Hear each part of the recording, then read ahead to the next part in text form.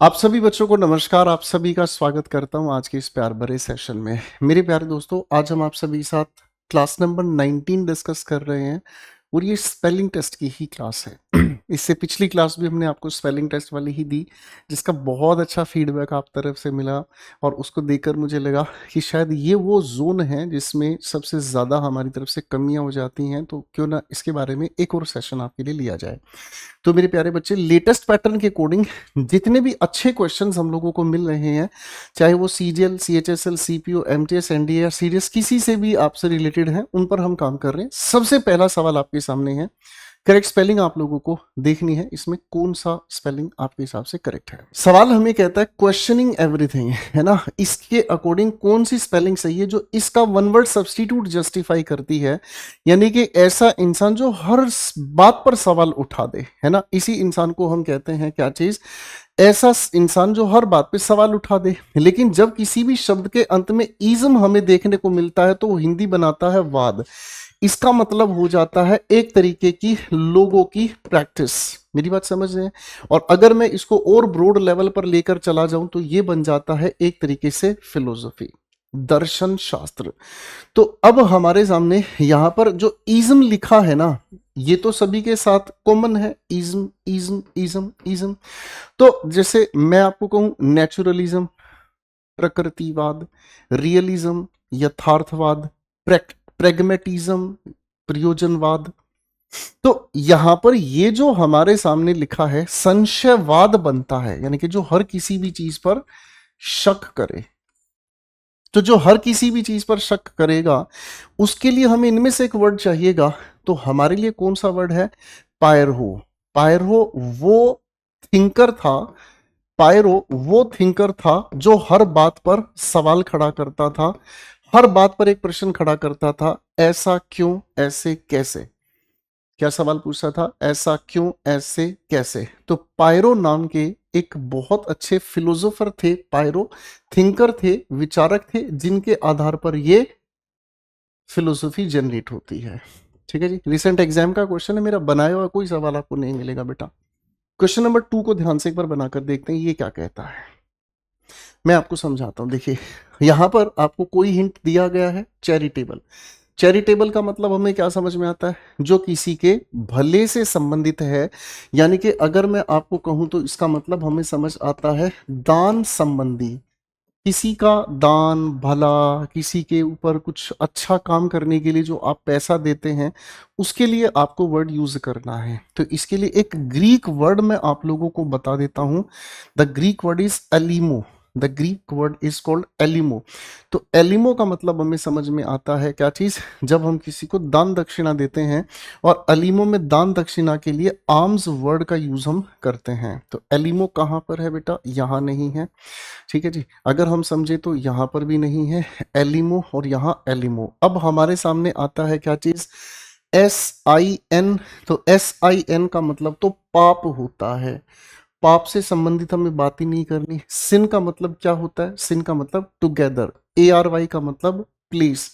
तो इसका मतलब हमें क्या समझ में आता है? ये किससे संबंधित है? दान दक्षिणा से संबंधित है। तो करेक्ट आंसर यहीं पर हमारे सामने बन जाता है। ठीक है बच्चे, तो यहां आप इसका आंसर भी देख सकते हैं। नेक्स्ट वर्ड हमारे सामने आ रहा है, select the correct spelling of a word called temporary stay और विजिट। जब हम कहीं पर थोड़े समय के लिए विजिट करते हैं या थोड़े देर के लिए स्टे करते हैं, जैसे एक सिचुएशन समझिएगा। मान लीजिए आप दिल्ली से ऋषिकेश जा रहे हैं। तो दिल्ली से जब आप ऋषिकेश जाते हैं तो सामान्यतः हरिद्वार, हर की पौड़ी, ठीक है ना, हरिद्वार बोलते थे पुराने जमाने में इसको, अब हरिद्वार बोलते हैं। ठीक है ना जी। तो हरिद्वार पर लोगों का यूजुअल स्टे होता है, वहां पर लोग गंगा मैया का स्नान भी करते हैं, ठीक है, थोड़ा चाय नाश्ता वगैरह भी करते हैं, तो थोड़े समय के लिए स्टे। तो आप लोगों की जर्नी है, जॉर्न वर्ड से ही बना जिसका मतलब यात्रा है। तो सर यहां पर गड़बड़ हो गई।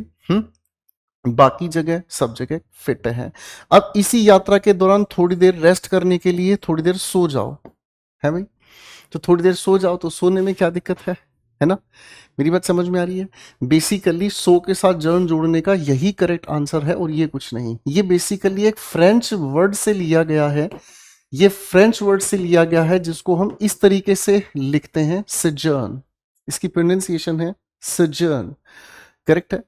बात समझ रहे हैं? ये फ्रेंच टर्म से लिया गया एक वर्ड है, तो यही हमारे लिए करेक्ट स्पेलिंग बन जाती है। And here we have the explanation ladies and gentleman. Question number 4 we have, which of these is the correct spelling an ethical theory prioritising duty? यानी कि नैतिकता के आधार पर, नैतिकता के आधार पर एक कहानी या नैतिकता के आधार पर एक थियरी जो इंपॉर्टेंस देती है किसको? कर्तव्य को। ड्यूटी मीन्स कर्तव्य, ठीक है जी।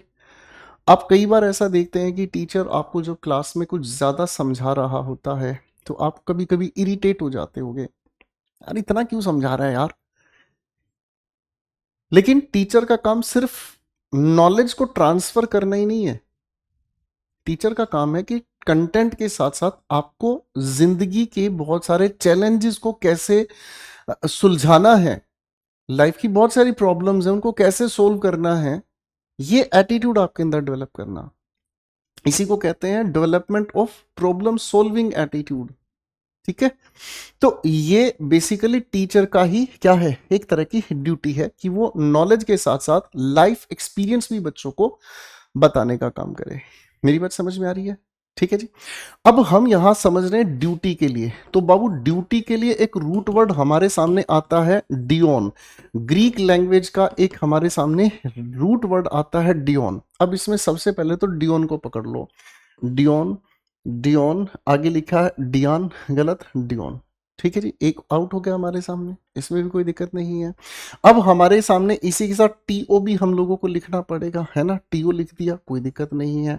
लोजी, लोजी शब्द से बना है ना। इसके साथ कल लिखा है, इसके साथ अगर जोड़ेंगे तो इस वाई को हटाकर आई कर दिया हमने कन्वर्ट।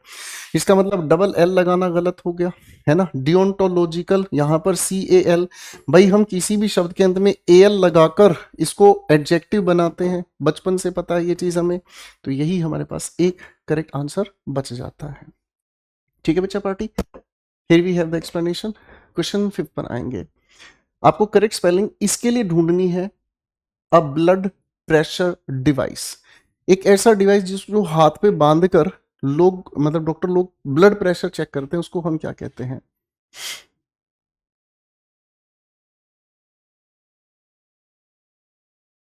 कोशिश करो, ढूंढने की कोशिश करो। तो सबसे पहले हम लोगों को समझने की कोशिश करना है, मीटर इन सभी के अंदर होना चाहिए। मीटर का रूट लेवल पर अर्थ निकल कर आता है मेजर करना। मीटर, यहां पर मीटर की स्पेलिंग गलत है।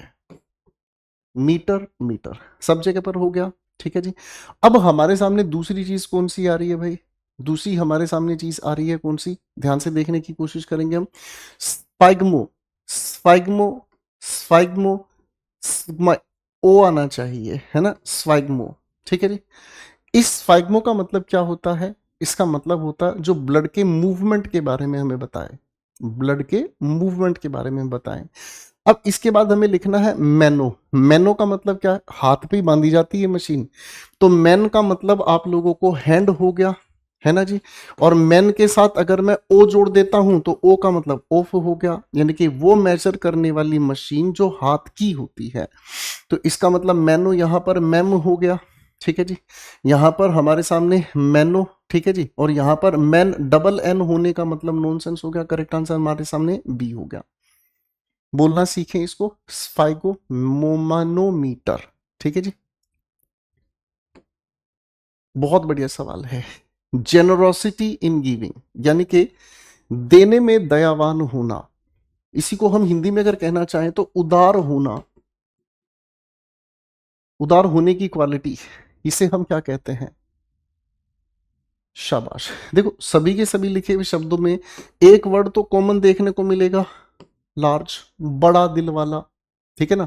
लेकिन इसमें तो कुछ बना नहीं, अब बन गया लार्ज, बड़े दिल वाला, ठीक है ना। तो ये वाली ठीक हो रही है बात, ये वाली ठीक हो रही है बात, ये वाली हो रही है ठीक बात, और ये वाली भी बात हो रही है।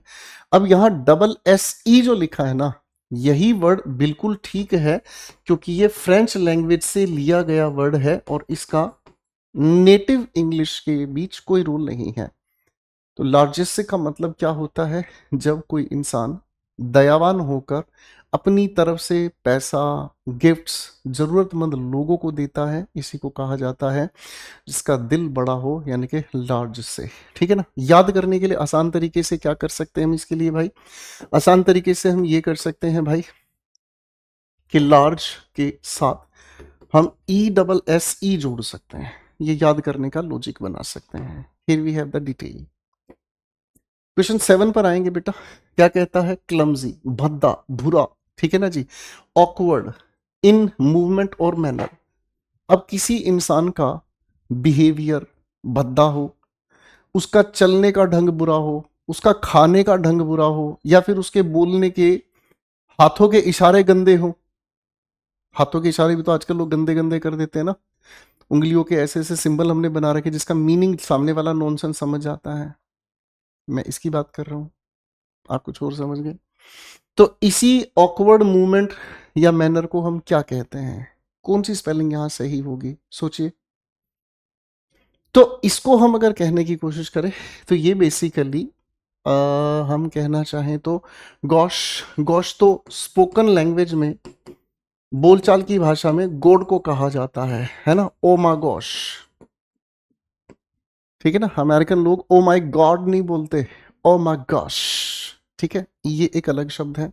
ये कोई स्पेलिंग होती ही नहीं है। ठीक है जी, कोई स्पेलिंग ही नहीं होती भाई। अब हमारे सामने क्या बना? गॉच नहीं सर, तो गॉश ये भी एक उधार लिया गया शब्द है, फ्रेंच वर्ड से लिया गया ये वर्ड है। ठीक है ना। अब अगर मैं इसमें GAU की बात करूं तो इसका मतलब होता है लेफ्ट हैंडेड। और जो आप लोग देखते हैं ना, आप इसको बिल्कुल बुरा नहीं माने, आप में से बहुत सारे लेफ्ट हैंडेड होंगे, आप में से बहुत सारे अभिषेक शर्मा के फैन होंगे लेफ्ट हैंडेड बैट्समैन के लिए। लेकिन जब कोई छोटा बच्चा शुरुआत में लेफ्ट हैंड से लिखना शुरू करता है ना, तो वो थोड़ा अजीब लगता है देखने में। बस इसी तरीके से इस शब्द को आप थोड़ा सा रिलेट कर सकते हैं। Next question we have question number 8 ladies and gentleman.